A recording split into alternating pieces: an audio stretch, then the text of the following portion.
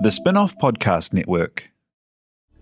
This is Kiwi is back for a brand new season with more inspiring kōrero from special guests including rugby player, father and role model TJ Perenara. My family bring me joy. Rugby brings me joy too, but it's not the same joy as my family brings me. And global dancer and choreographer Kirsten Dodgen. For some reason, people think I'm very intimidating. Listen to the new season of This is Kiwi, brought to you by the Spin-off Podcast Network in collaboration with KiwiBank. Available now wherever you get your podcasts. Kia ora, I'm Alex Casey, senior writer at The Spin-off. We wouldn't exist without the ongoing support of our generous members. If you're able to, you can make a donation at thespinoff.co.nz/donate. What? Talking to the front of it like a lollipop. No. Like that? The problem is this, the direction of the actual microphone. Like that? Oh my God. Duncan, have you checked out the Substack? I thought you were just going to have you checked out. And I'm like, kind of, yeah.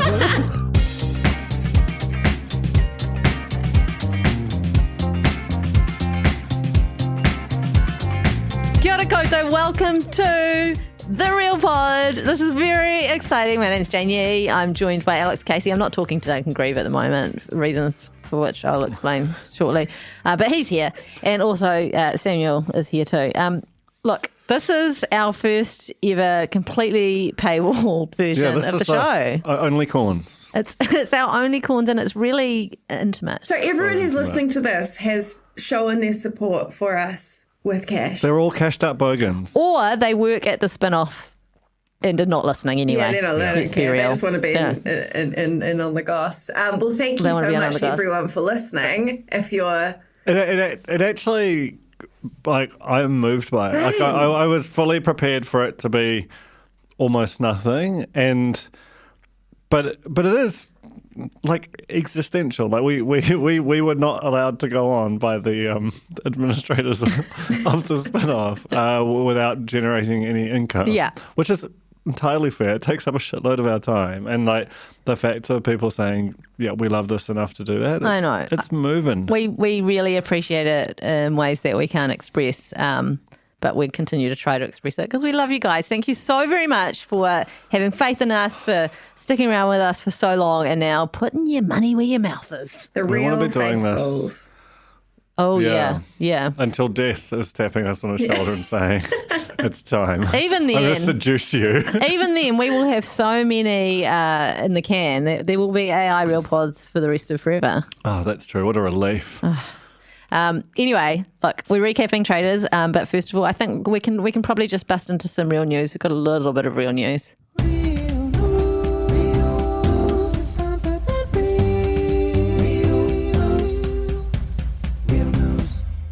Is that the one where I still don't know what real news is? Is that the one where we talk about our lives?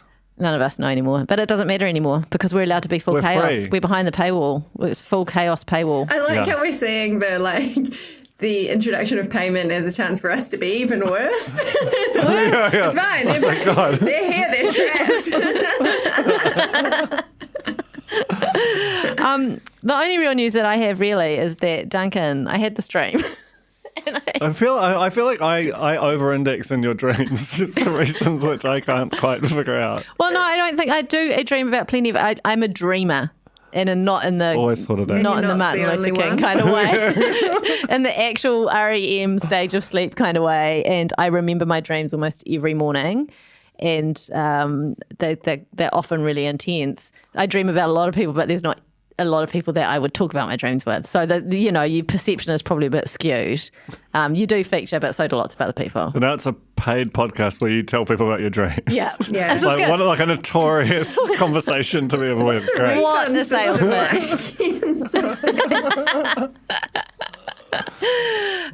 but in this dream, but it's kind of work related. It was very work related because you fired me. Like I was on a 6-month contract and then you were like, yeah, we're not rolling that over. You're not coming on board as an employee. And I was like, I'd left this other great job on the promise from my dear friend of, 20 plus years. So I had bad bedside manner with them. You had real bad bedside manner. Man. But you also, I had turned the podcast department around and then you're like, off you fuck. Oh, fuck. You know? Is that what he said? And then I went to no, but that was the tone. And then I went to the CEO and was like, "Hey, can he do this?" And she's like, He started the thing. She literally shrugged. And then I went She's to a shrugger too. She's a shrugger. And then I was obviously very upset and figuring out what I was going to do. And I went to the club to meet up with my boyfriend, and he was there with another girl. And it was honestly the worst. I lost my job. I lost my friends. I lost my boyfriend. Seems like an R&B song And you're then writing right in front of me. Exactly right. And then I woke up, which is how I used to end my stories when I was in primary school. Back any story that was any sort of fantastical thing was like, and then I woke up. Big twist. that's It was classic. all a dream. But I stayed angry at Duncan. I still am. Yeah, I can kind of sense it radiating out through no fault of my own. Anyway, that's my real news. Not even real. It was all a dream. Just don't really understand the premise. What you got, Alex? Anything? Nothing from the dreams department, but we'll keep that in mind for next week. I did see Jason Momoa when I was in Auckland. What? Saturday night, Tanuki's Cave. Joe and I, I had to wait. When Tanuki's Cave is really busy and they put you like on those little leaners, and we were really under And it's 2007. It's Yeah. 2007, and we were waiting for a movie at 9 p.m. We were not going to eat, so it was all stressful. And Joe was like, "Maybe we should just leave." And I was like, "No, let's just stay and have a beer and like wait. We might get in. He's like, "Let's just go." But there was something telling me to stay. I knew fundamentally we were not going to get our food in time. I knew that we were not eating that night, but I thought that's okay because the Civic does delicious popcorn. Probably another story for another day. Civic has the best popcorn in the city, but. We had 10 minutes to go.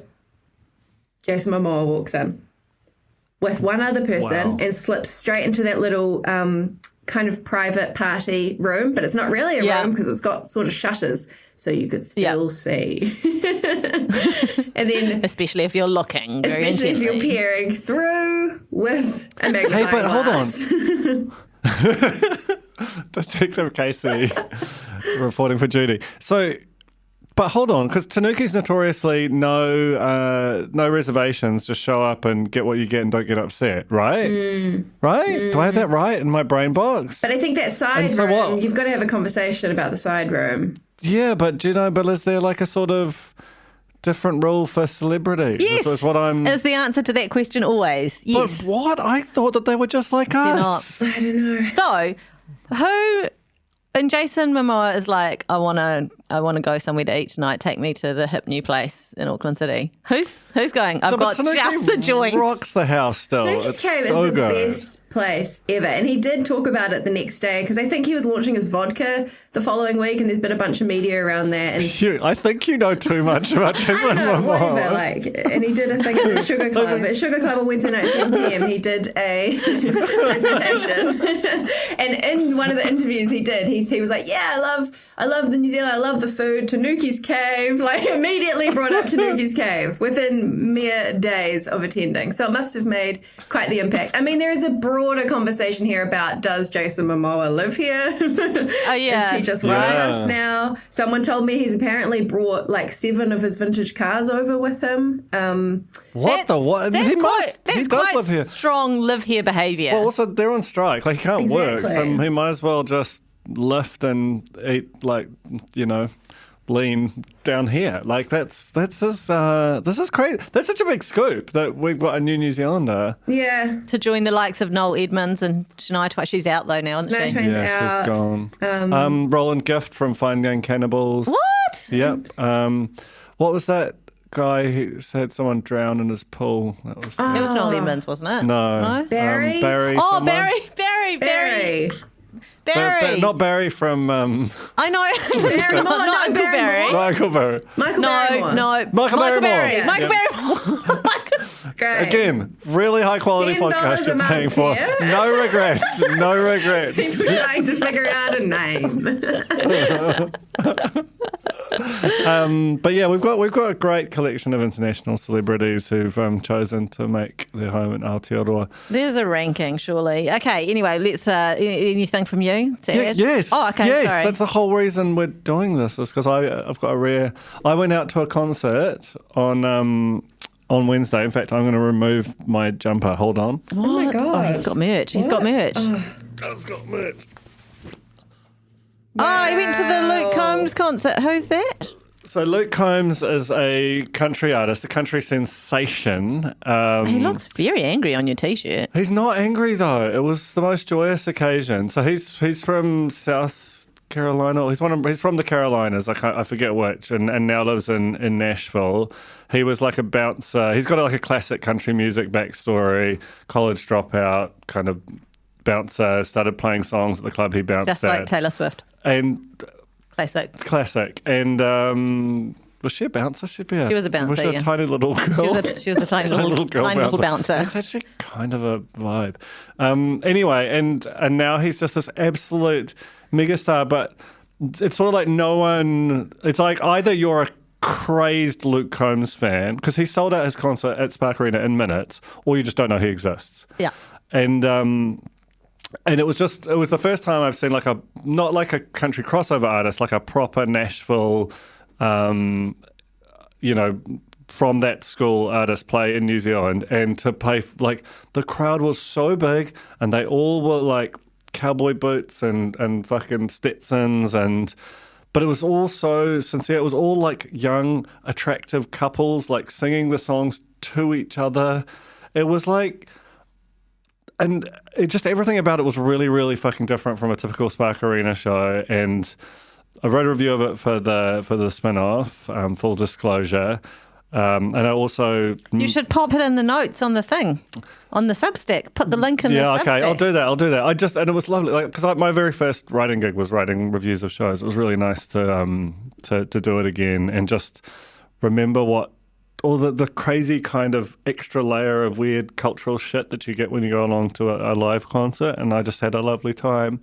And I really strongly recommend that you all listen to Luke Combs' When It Rains It Pours, because it's a crack-up song. Okay, so you you weren't really like a Luke Combs fan before you went along. I was like obsessed with that song, and I had like 5 or 6 other songs which I thought were pretty good. But now I am like, I don't know what his fandom's called. A coma. Comb-overs. I assume. Well, you are a comb-over because you've come over to the comb-overs, you know? Let me comb over, if you will. Did you buy the merch pre or post concert? During. During? Yeah. Okay. That's a good move. I got worried. Sometimes it sells out. And like, actually, they'd sold out of all the basically all of the like 2XLs, 3XLs, but luckily there was an L available for this L over here. Okay, that's so good. I'm very happy for you. Cool. What's the name of the song again? When It Rains It Pours. It's just a real funny write song. that down. It's like a classic narrative country song about how his wife leaves him, and it's all about like scratch off tickets and 2 tanks of gas and like the dog, the waitress at Hooters leaving her number on his check with a heart. It's so corny. I love it. Okay, time for reality check. I have 4 weeks to decide I'm going to drop my entire frugal life. I am disgusted at how much you have copied my husband. This is fine. Don't even Reality check. All right, we are at the lodge, ladies and gentlemen, for another murderous day with our traitors and our faithfuls. I just want to draw your attention again to this line that seems to pop up at the beginning of every episode. Let's just hear that one more time, please, Paul Henry. A group of complete strangers from across New Zealand have arrived at this isolated lodge. Okay, I'm just going to follow that up with this. I know Mike Puru very well, Matt Heath. He's someone I've known for a very long time. Brody, re Colin Mathura Jeffrey. We've just spent so much time together. And then later, someone I know really well and trust, Dan, re Brooke Howard Smith.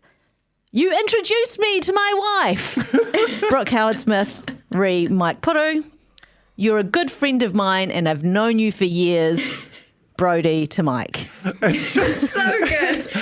when you lay it out like that, it is basically just a friend group having a holiday. That's in one episode. All of those quotes are in one episode too, by the way. You are the That's not father from of my both sides. children. You are the You are my mother twin I brother. never had. It's just hilarious. Just don't say that at the top and it's fine, you know? It's It's very funny. I do have some issues with the friendship. I'm really seeing this week how people being mates before the show, not just mates, like It's best like, mates. it's like we were all on the show, you know? Yeah, like how it is a little bit problematic for the storyline. But let's just talk about Robbie. She's got 4 kids and having the time of her life because they're not there.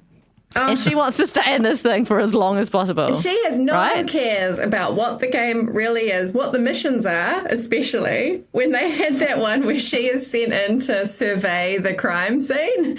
And her main thing is just walking around going, beer bottle. Beer bottle. I was like, I don't think it's not beer bottle game.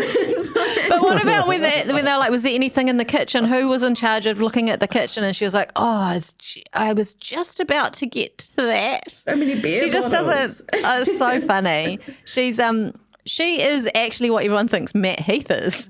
Yeah. You know, like they were like, Matt doesn't know, he doesn't care. That's actually Robbie. She doesn't know or care. Or is really that what care. she wants us and everybody else to think?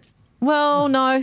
No, I don't think that's what it is. Otherwise, in her in the moment interviews, she would definitely be saying that.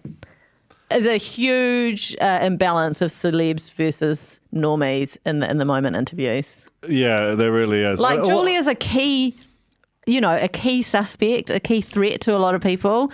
She's barely on it. I think they basically just interviewed Brooke Howard-Smith. Like, he's the only one who does any of that in the moment. It's kind of ridiculous. Certainly feels like he's in this a lot.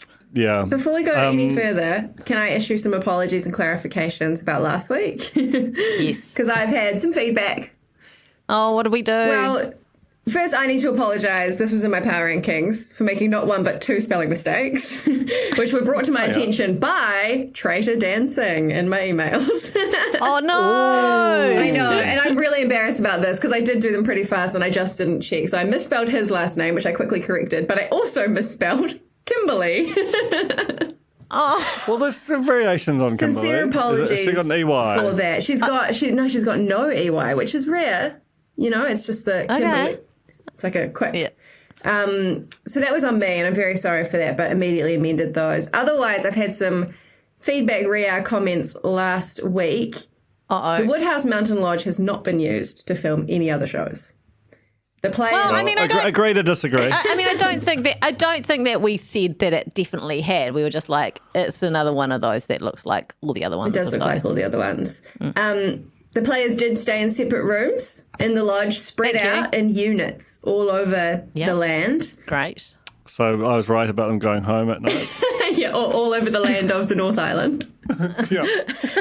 They had no access to each other, phones, internet, or TV when they were shut I told in you their it was going to rooms. be like that. Based on my experience in reality TV, on being on Treasure Island, fans versus faves, they blindfolded us so that we couldn't see each other at points, like when we're shooting promos. And we were just like amazing for hours. To think of someone doing something properly in New Zealand. It's just not our national brand. The windows were blacked out. And Mike's coffee to cup. their cabins. I think so, yes. So they see nothing. They're just in Wow. a No sealed wonder they're going vessel. bonkers. Okay, Mike's coffee cup. Oh, Mike's coffee cup definitely. came from Lodge Catering. Right. I don't know. So we got nothing right. They've done like a quick survey of everything we guessed at, and it's all turned out to be wrong. It's That's just good okay. that we Those can be people- in this like ongoing conversation, you know, of righting the wrongs, and it's just great. Yeah. There's all content. There's a reasonable chance those people are not going to hear this, though, unless they're paid up subscribers. That's the thing. So, To make the corrections, you'll have to. But that can be a business expense for the production and the network true. and so on. Colin was Sarah Jeffrey at breakfast, resplendent. It looked like Jesus. He had that white and gold He's gorgeous. number on. Just honestly, such a gorgeous specimen of a human, and he knows it. He told me he took 2 full suitcases of outfits to the show, and it was a real struggle to get them to get both suitcases there because they were only supposed to bring one, apparently. And he said, But he got them there, you didn't told he? me to bring cocktail. Matt and Brooke have some sort of pajama bro code going on.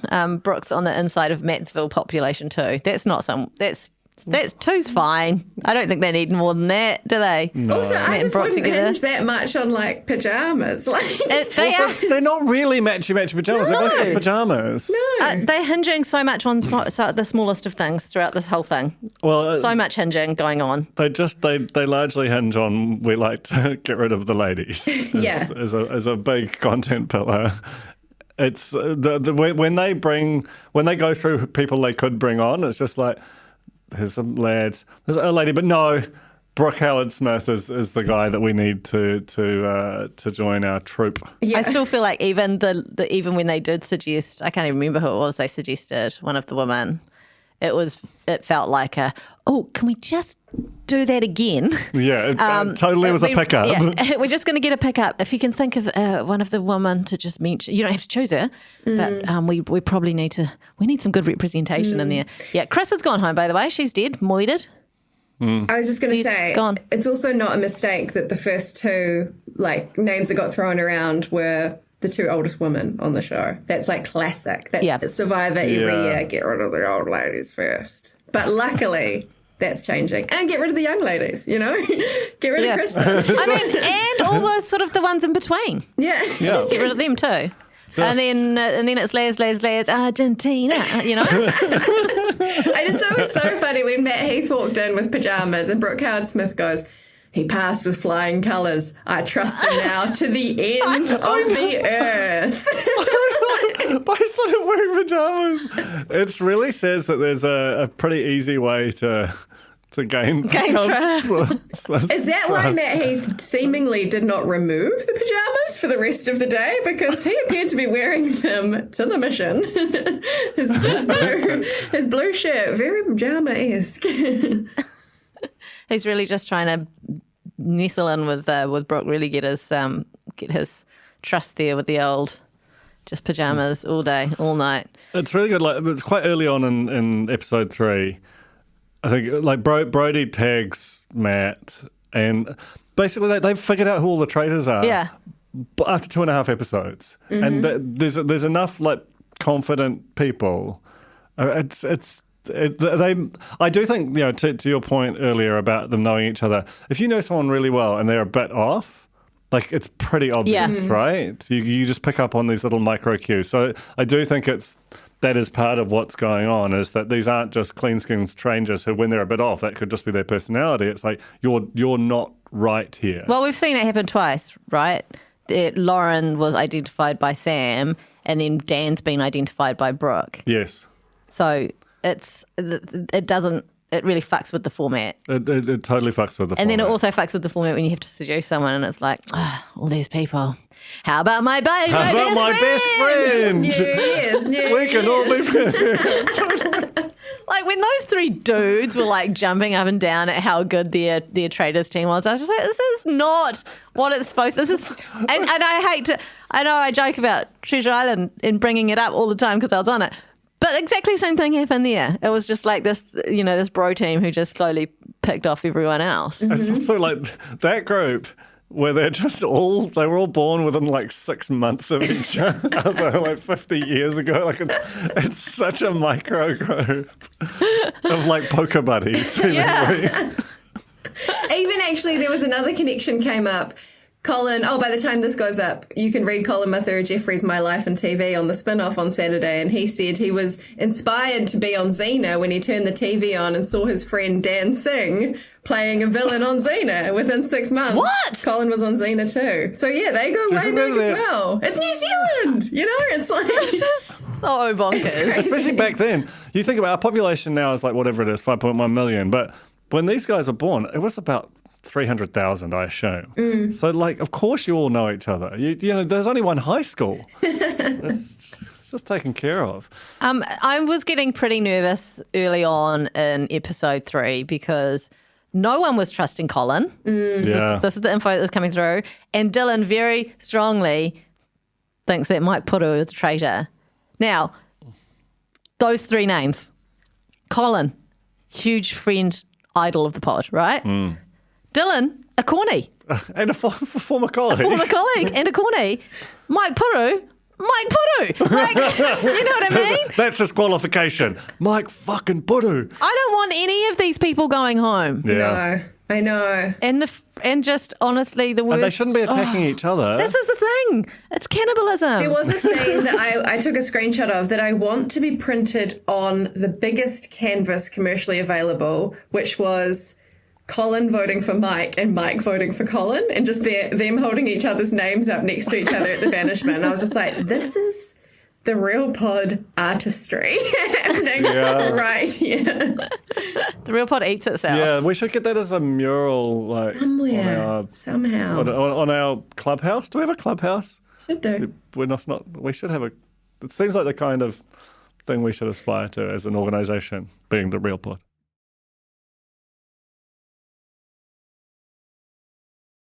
I'm going to poke a hole in something. I don't think this shows everything that it seems. It's Paul Henry's birthday when they're shooting this, right? On that mission. Except for it's not his birthday because his birthday was last week in real time. So, could it have been shot a year ago? No, because summertime. The cicadas were out. Everyone's wearing their summertime gears. But maybe because he lives half the time in America, maybe it was his birthday in America. That's not how that works. Okay. Yeah. Well, nice I try. think he probably has a birthday once a really... week. You know? That's true. It's Paul Henry. He has his very merry unbirthdays, you know?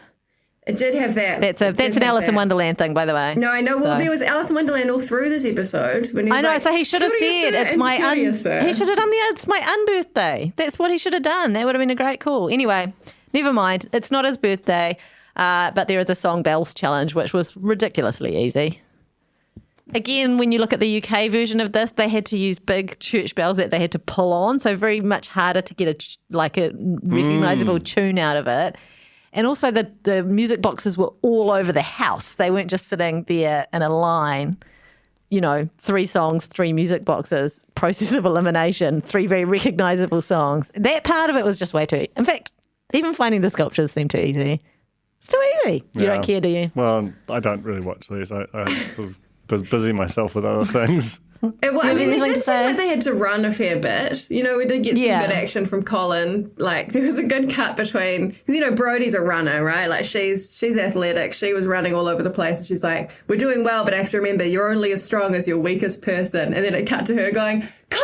And Colin just kind of huffing at the back. And he was like, I'm 51. I could cark it at any moment. And again, I mean, not true. That man is going to live till he's 200, but it does sting to remember he has passed his 50th birthday every single time. Yeah. It's one of the great New Zealand crimes. I need to ask a technical question about the prize pool. So they're earning money for the prize pool. Silver. But there's 70k up for grabs. Do they have to earn the 70k? Yeah, so it's a maximum of 70k. So there's a chance if they were really shit at challenges, they'd never reach the 70k, and it could be like a 43k prize pool. I think that will happen. There's no. I think they already can't reach 70k because they've sort of botched a couple. I feel like they'll bring out some bonus things. Was the 10k surely included as part of that 70k that lovely man ran away with? Was that a bonus? I don't think it was. I think it was bonus. I don't know. It remains to be seen. That's not why we're watching. We're watching because of all the celebrities losing their minds. Yeah, well, I particularly like the way Brodie's playing the game. Like, there's just a near feral intensity. Like, this is incredibly important to her that she solved this. And you kind of saw it in the way that she lit into Colin for having the temerity to change his mind. It's like, once you decide that someone's a traitor, that's it. You're locked. It doesn't matter if you get all the available evidence changes, and she just went for him. So this is at the banishment when Darth Vanda is brought up as a suspect. Yes. And Colin's kind of leading the charge on that and has been for days. And then someone comes up. She comes up with something in defence of Mike, right? So someone, I think it's Dylan, starts going on Mike, and then she defends Mike, and I can't remember who it was, but they rightly pointed out, this could have been her out to deflect over to Mike, take the heat off her, but in fact she's defending and saying, I don't think he's a traitor. And then she feels seen. She starts crying because she's felt under the microscope and this is a big relief that someone's on side. And then Colin says he can see the genuineness in her and says, I believe you. And Brodie was just like, hang on. You've been hanging her out to dry for 2 days. And she tries to put him in his place, and he's not having it. Yeah. He puts her in her place. Seeing celebrities have a proper It was cool though. I love Brody. This is like Brody's week, because I feel like it's coming up, but doesn't follow her gut, right? And then it goes wrong. They get rid of the wrong person. And I always love when this happens. It happens in the UK one, when they realise they followed the crowd and then they're like, I'm not going to do that anymore. It's my moment. And Brody is so in that zone. And I kind of was like, respect for calling out Colin. Like, he had hung her out to dry for 2 days, but mostly seemingly as a joke. Well, but also like he found a funny nickname. It was like, okay, well, this is it can't possibly be wrong. I think the thing that gets me, that I completely forgot, the experience that I'm having this time around that I forgot that I had when I watched the UK one, is this kind of intense anxiety around why do they think that?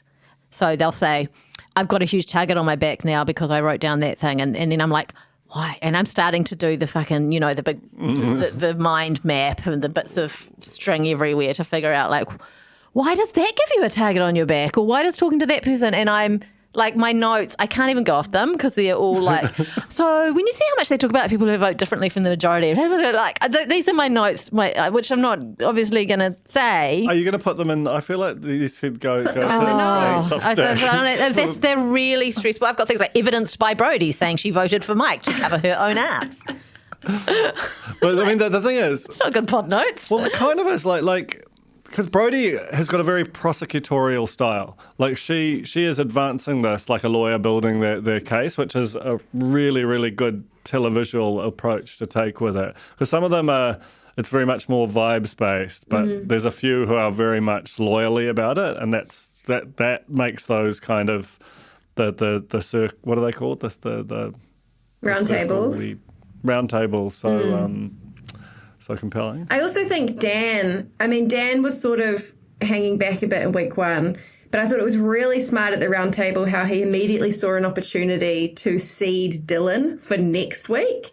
Like, because Dylan had deflected. Thinking ahead. Yeah, Dylan had deflected onto Mike, and Dan saw that in the moment and picked up on it. And then his kind of, he's starting to sprinkle in little people to pick up because he's like, oh, well, Mike's gone. I'm not going to just waste a vote. And I was like, that's poker, baby. Yeah. That's how you win the champs. Well, of the three original traitors, he's the only one that's left. But he also, I think, is imperfect. He's the one who's sort of clocked it and is really playing it best. I mean, Matt did seem quite bad by the end. He did, yeah. I think we realised that his number was up when he sort of admitted that, he can play the bumbling idiot and he can do the act, but he cannot lie like directly. So when Anna and Brody were kind of coming at him and just like asking him some questions, he was like beet red. His legs were like jiggling out from nervousness, and he couldn't cope, and he knew he'd overcooked it. He just crumbled. And he's like, oh no, sorry, let's not. We're still on Mike's elimination. Yeah, well, or are we? I kind of want to move to the start of episode 4 because when those guys first get together, it's funny. So can we do that, or is there more Mike stuff? We can do. Mike. It's sad. It was really sad. It was the result absolutely of a pile on, and for talking about hinging on things. Remember last week, Alex, you talked about there's someone who didn't cheers. Mm-hmm. So the whole reason Mike went home was because when Lauren went, he sat back. He was sitting next to her, so he didn't feel like he should probably jump up and cheer and high-five everyone around him because he felt bad. And he sort of sat back, and they cut back to what he looked like. And to me, it was like relief. Well, and also, we're a little bit dejected, like I don't, even though she was a traitor, she's still a person. Yeah. And I don't think he felt because he's such the loveliest guy that he just didn't think it was seemly it's to be not in his nature. Yeah, but I also thought he looked relieved that, not that it wasn't him who'd been, but that it was just the whole thing was over. Just kind of like honestly, just I haven't been breathing for the last 10 minutes. Now I can take a breath. It's also not what he didn't jump up and cheer. The traitor would be the loudest in the room. Totally. So the logic is the traitor would just be like, good job done traitoring for another day, and like sit back. It does speak to one of the things that's really interesting about the show from a kind of human psychology type way, where like you just see how Dylan notices a thing. There's really no other evidence, and it's actually not all that compelling and turns out to be wrong. But the whole group gets kind of consumed with it. It's very sort of Lord of the Flies. It is. It's so Lord of the Flies. The way that it just kind of whips up into this frenzy. And you can imagine that even though it's ultimately a silly game being played for a few bars of silver, that it, you can see why Vanda felt so emotional. Like if someone's persistently saying you're even the language, the traitors and the faithful, I think it would just kind of get into your skin a bit, you know?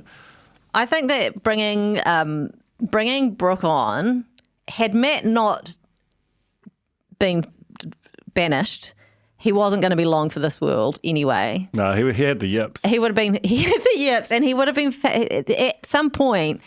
The traitors will betray each other. They've already done it. Dan already did it with Lauren last week. Mm-hmm. Out of the three, which two do you think are going to gang up on one should they feel the need to betray the traitors? It's obviously going to be Dan and Brooke would betray Matt first. Mm-hmm. So he should never have allowed that to happen. Yeah, that was a strategic mistake. Let's talk about them getting together, because there was just this amazing line. I mean, choosing Brooke, it still kills me. I just did not want that to happen at all. But when Brooke says, I could not think of two crazier people to go on this crazy journey with. This is such a crazy brains trust. That's a lot of crazy. Yeah. And is it? But isn't it also high on his own supply? You can tell he really is. When he's like too much, and then like almost immediately ganks it at the breakfast. Less than 12 hours of like, becoming a traitor. Could I? I mean, yes. I mean, no. It is really, really funny how convinced he is that this is like an unhackable sort of, this is like the Da Vinci Code. Like, I love when they start talking about like, should we banish or should we? No, we have to banish tonight because we really have to, we've got to show them who's in charge. Like that kind of like we're in charge here kind of mentality is very funny when you think about it being a silly little game. It's essentially a murder mystery dinner party, Yeah, just gone a bit out of control. But man, he's crack up as a traitor. Can we talk about... He's getting a lot of airtime. Can we talk about Colin, the breakfast the next day? I mean, Colin arrives again. Love to see him at breakfast. And we need more sentences to start with. So I was shaving my ears this morning. I know. Oh my God. I've got that. I think we all wrote that down. That was just... I've got Colin shaves his ears and trusts Anna. No, so can we just talk about this? I don't want to be an ear shaming person. Like, is that... Because I just never heard of it before. And, like, is it actually just this really routine thing? Or is Colin, doing some Colin stuff? Is he doom-planing the very fine hairs on his ears like influencers do on their face, their little peach fuzz, because he just wants to be baby bottom smooth all over? Or has he got is it like rogue eyebrow but ear hairs? Do you get some people have hair in their ears? I pluck. Okay, so why are you even asking this question then? Well, but this is like I don't want to talk about it, but you couldn't shave.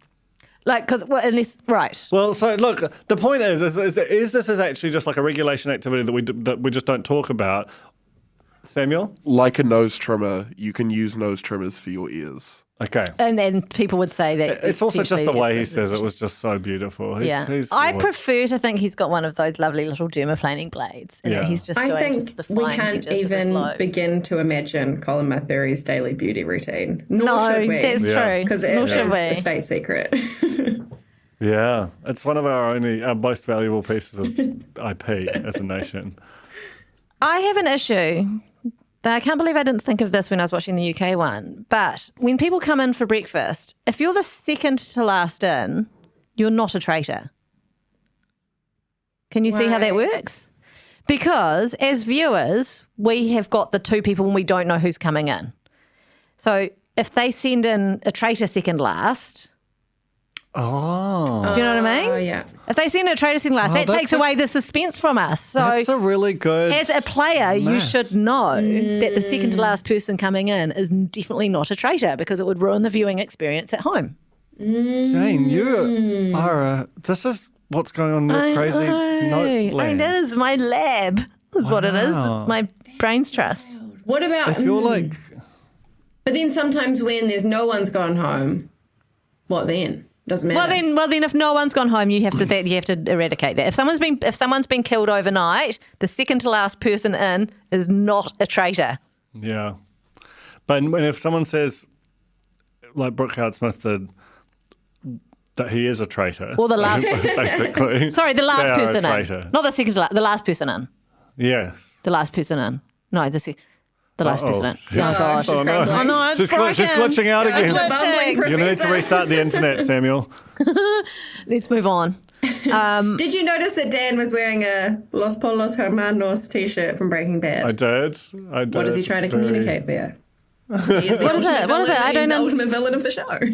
Oh. What is the Los Polos? It's the chicken Breaking Bad. brand of I've not watched Gus it. Not watched it. in Breaking Bad. Ah, it's good. I think it's an overrated show, to be honest. It's good, though. Yeah, it's fine. Okay, we did the mission was Kristen's room as a crime scene, blah, blah. We've already talked about that, really. Yeah. But then Robbie wins the shield, which is great. And this is another bit that just did my head in, was the whole kind of like how they talked about, like, don't tell anyone. And then, like, the person who gets the shield can be banished but not murdered. And then I was like, well, how's Dan going to play that? Like, it hurt my mind. And I feel like I'm in for quite a stressful few weeks ahead. Yeah. So just be there for me. I just think, again, much like the silver bars, the protective shield kind of looks like it's made of chocolate under that foil. It looks like You're hungry, aren't you? It looks like want a to eat police it. badge from a kid's police costume. I just want someone to bite it really hard and just see what happens. This feels like a recurring theme on this podcast is you kind of coveting this like random crap off a screen as food. Surely there's a post in there. And then there was that amazing exchange between Philly and Robbie. Robbie. That was intense. Basically just both accusing each other of outright lying. And we don't know because we didn't see in this conversation take place. Yeah, I wasn't shot. It wasn't shot. Oh, that's right. So Robbie apparently went up to Philly and said, we're going to... There's a traitor in our team. Yeah, and also Do you think something you'd about a say... pact. Yeah, and you're like, this. It's not. This is like, it's not like it can be slightly misheard. There is like an ocean between these two. Yeah. These 2 points, and you're like, is someone lying? Was it 3 martinis deep and just blackout? Don't remember. Like what? How could this happen? But also, if you were a traitor, why would you say that? Exactly. Like, it doesn't make sense. People are not understanding the double bluff. Like, you know, like you don't. No one. Oh, I don't know. I'm sorry. I don't know. I know. So slam some more Red Bull. I know that Robbie's not a traitor.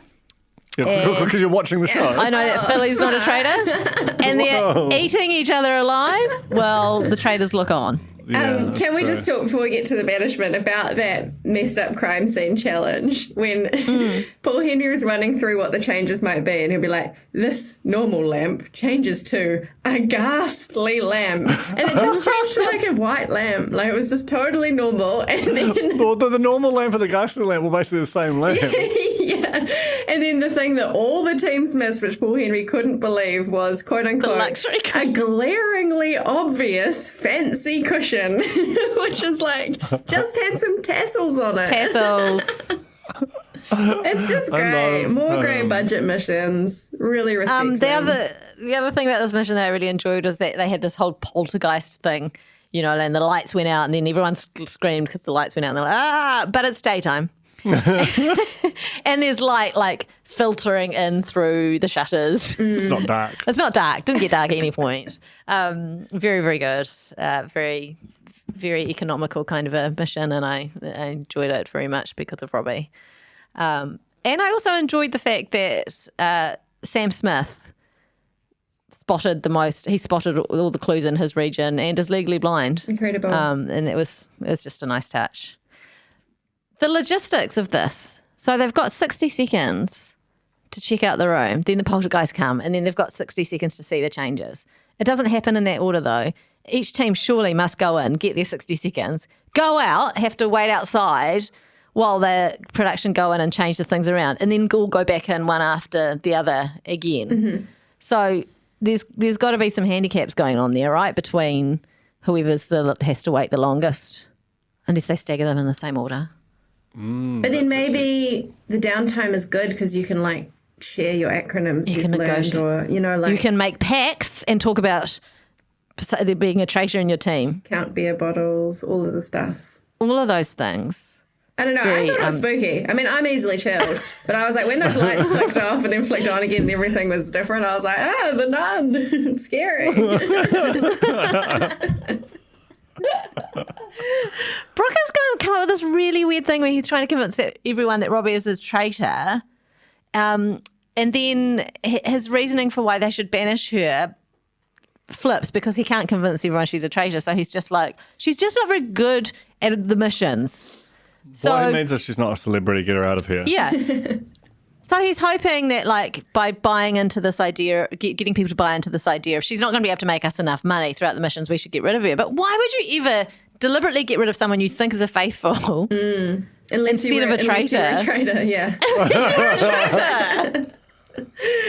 Yeah. Oh man, you would. I feel like the show's over in one episode if you're on it, Jane. It's really scary. You, and you. Off you go. But here's the problem, right? Brody is very onto it. She is sniffing people out. She's made her big call, like you said. She's gone into the room. She's been very convincing and very right. But now she has. They just like it makes no sense if they don't send her home. If they don't banish. If they don't murder her. They have to banish Brody. Also, she's a lady. So. But she's just put this huge target on her back. She's shown that she's willing to break from everyone else, and then, she can't be convinced otherwise because Brooke tried to convince her. Well, she's an independent mind. She's made her one mistake. That was Mike. Yeah. From now on, she's just going to get it right from here on in. Sentencing the traitors. And it doesn't out them because, of course, the traitors would take out the person who's the biggest threat. So it doesn't implicate, it doesn't sort of make any real difference. Just like they got rid of the psychic first, you got to get rid of the ones who've got the names in their mouths. That you can't have a funnier thing. And also, we sent home a man last week, so can't keep doing that. Yeah, that's right. wrong. Yeah. Get one. I would like to talk about the complete unravelling of Matt Heath at the round table because this was the first time he had really had hard questions asked of him. And I love how his main defense was he was like, I just came in here. I had so much freaking work on, and I was so freaking busy. And I was like, why are you so freaking so much? Well, that's traitor talk.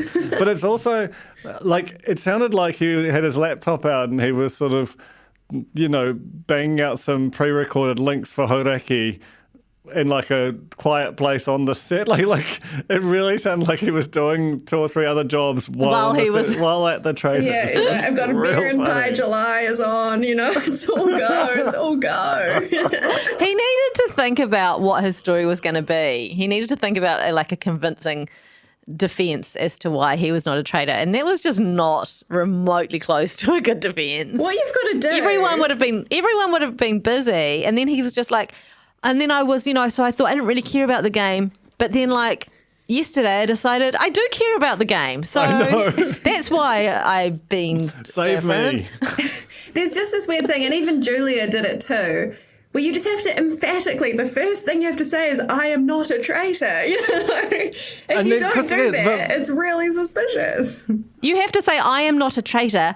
I am a faithful. Because someone else was like, yeah, I asked you some questions and you were like, no, it's definitely not me. But you didn't say, I am not a traitor. I know. And you're like, what? Is there some kind of like traitor code where you can't, it's like if someone asks you if you're a cop, you have to say you're a cop. It's like, that's not the law. There is no like code here that means that it's so funny how seriously they, because I think Vanda did the same thing where she emotionally said, I'm a faithful, or I'm not a traitor or something. And everyone's like, oh no, fair play. And you're like, that's quite an easy hack. When, I do feel like we didn't get enough backstory as to why Philly and Kings went for Julia. That felt like it came out of absolutely nowhere, but I loved her defense. She obviously panicked and wanted to say a lot of things at once, and she just said, you're going to look really fooled and egg on your face. That's what I would do. Okay.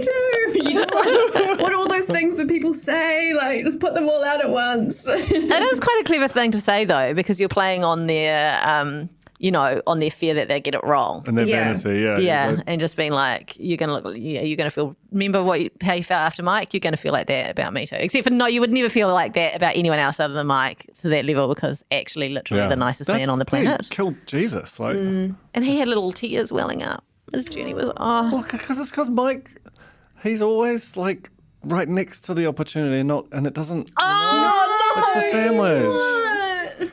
Don't talk about it. Don't talk about the sandwich. I was shaking my head at the television like in a Stupid television. Faithfuls and traitors sending home my mic. No. There is a high chance, though, we're going to get some returnees, right? Yeah. That does happen in other seasons. And if but usually it's the people who go home like at the very, very, the very first before the game started, like the guy who ran for the 10K. But they might have to in this one, because I feel like they're just going to get rid of all their potential traitors in one second. I know, because they're going to get traitors in and then they're going to have to seduce, and by the end the math ain't going to match. They'll be like, there's a new contestant. It's Steve, a sound engineer from West Scotland and a lighting rigger. And excuse us if our lighting and sound isn't as good as it was for the first part of the season. I reckon Brooke's overplaying it. I reckon they're going to sniff him out pretty quick. And when they sniff Brooke, they'll sniff Dan. Yeah. Like he's going to ruin it for Dan as well. It's really amazing how bad the traitors are, and how because I was trying to figure out, is it that our faithful are really good detectives or our traitors are real just goons? And I think it's the latter. I think it might be a bit of a combination of both. I want to see Justine We have a couple Smith. of good. I want to see Justine Smith in the hood. I feel like she'd be really good. And I think we will, because I think they're going to burn through all their traitors next week. So we left with, at the end of this one, possibly Brody going home, possibly Colin, and I can't remember, there would have been a third, Kings. Was it Kings they were talking about? Like, everyone loves him, so it would really confuse them if he went home. It's like, would it? Or would it look like you've just killed a much-loved faithful, which is like, a very predictable thing to do. It's not going to be Colin. They'd be stupid to kill Colin, because he's Colin, but also he's Jesus and he'll rise again, but also because everyone suspects him. So leave him in there for them to, but I don't circle. know if they're thinking the sort of four-dimensional chess like you. I think it's just Brody. Yeah, it's just Brody. I feel like there's also a chance, if you wrote Colin's name down, that he will just bring out some kind of like gleaming amulet that's from another dimension that will protect him, not just in the game, but for the rest of his life. Yeah. Or he'll just say, no, I don't want to go. I'm not standing up and saying anything. I'm going to stay right here where I'm comfortable. And you have to choose someone else. I'm refusing. Yeah. Yeah. And winning.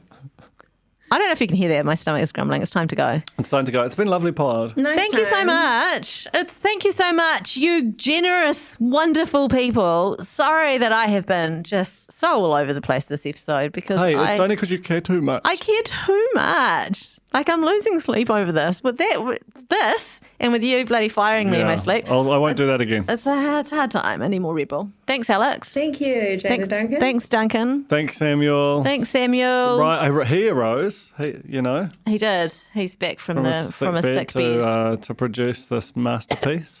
Oh, let's take a COVID test. Okay, thanks. Bye. Talo for Lover. I'm Madeline Chapman, editor at The Spin-Off. If you have the means, consider supporting our high-quality journalism by becoming a Spin-Off member. Sign up now at thespinoff.co.nz/donate. Kia ora, I'm Duncan Greive, founder of The Spin-Off. You can help us keep all of The Spin-Off's award-winning journalism free for everybody by becoming a member today at thespinoff.co.nz/donate. The Spin-Off Podcast Network.